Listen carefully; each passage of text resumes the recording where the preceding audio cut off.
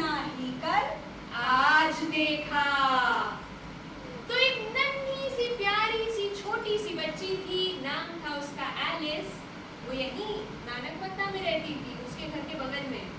उसके घर में एक मम्मी थी, डैडी थे, एक बड़ी बहन थी और एक छोटी सी प्यारी सी बिल्ली थी, नाम था उसका किटी।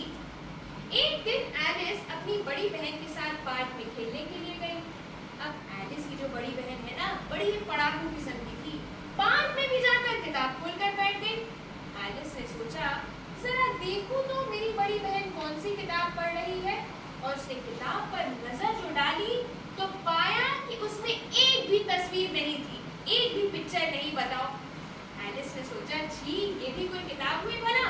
तो वो वापस आकर अपनी किटी के साथ चेस खेलने लगी कि तभी उसने देखा एक खरगोश गुलाबी आंखें फुदक फटक करता हुआ वहां से निकला। एलिस उसकी तरफ खिंचती चली गई और जब उसने गौर से देखा तो उस खरगोश ने ना कोट और पैंट पहना हुआ था कि तभी खरगोश ने अपने कोट की जेब से घड़ी निकाली, टाइम देखा और कहा, अरे बाप रे बाप, बहुत देर हो गई, बहुत डांट पड़ेगी।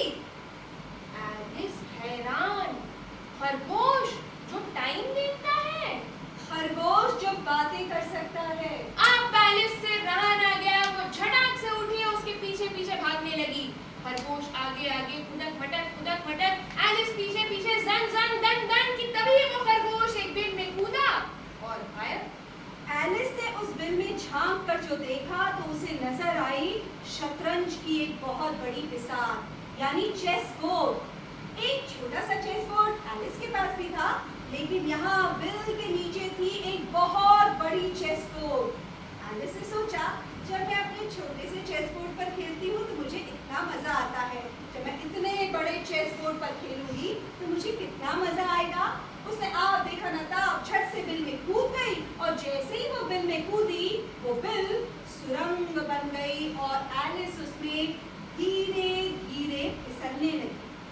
एलिस को लगा, या तो मैं इसमें बहुत धीरे धीरे फिसल रही हूँ या ये सुरंग बहुत लंबी है, क्योंकि एलिस को वहां रखी हर चीज साफ साफ नजर आ रही थी।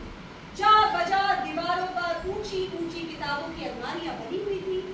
एलिस ने फिसलते फिसलते एक अलमारी में हाथ डाला, किताब निकाली, उसे जो खोला तो वो किताब कह रही थी, मैथ्स का होमवर्क पूरा नहीं है, साइंस का होमवर्क पूरा नहीं है, इंग्लिश का होमवर्क पूरा करो। फट से किताब बंद की और फट से उसे अलमारी में रख दिया, उसे लॉक किया और फिर फिसलने लगी और नीचे और नीचे और नीचे। एलिस को लगा ये तो धीरे धीरे फिसल रही है कि तभी अचानक से एलिस की निगाह गई एक फ्रिज पर। फ्रिज जो खोला तो उसके अंदर रखा हुआ था एक केक। ऐसा वैसा फिर मामूली केक नहीं था, वो था एक फूलने वाला केक और कह रहा था, कब कब मुझे खा लो, कब कब मुझे खा लो। एलिस ने सोचा, खा लो बाद में, पहले उठा लो। उसने केक का टुकड़ा उठाया, अपनी फ्रॉक की जेब में रखा और फिर फिसलने लगी और नीचे और नीचे और नीचे। एलिस को लगा, अगर धरती गोल है तो उसका मरकज कितना नीचे होगा। मरकज यानी सेंटर, धरती का सेंटर कितना नीचे होगा, 3000 माइल्स। इसको लगा शायद उससे कोई बहुत ही कमाल की बात कह दी, उसे फौरन अपनी पीठ थपथपाई और फिर फिसलने लगी और नीचे और नीचे और नीचे। एलिस को लगा, अगर वो यूं ही फिसलती रही तब तो वो धरती के उस कोने में पहुंच जाएगी। बताओ भला कहाँ चली जाएगी, बताओ बताओ। सेंटर, दूसरी तरफ Paris, America, America, Disneyland. Alice को लगा, अरे वाह, ऐसे तो वो पूरी दुनिया बिना पासपोर्ट बिना टिकट के घूम लेगी कि तभी धप से आवाज आई और एलिस गिरी भूसे के ढेर पर। भूसे के ढेर पर? हाँ हाँ, वो जो सूखी घास पत्तियों से बना होता है। एलिस को चोट तो नहीं लगी, लेकिन उसकी फ्रॉक जरा खराब हो गई।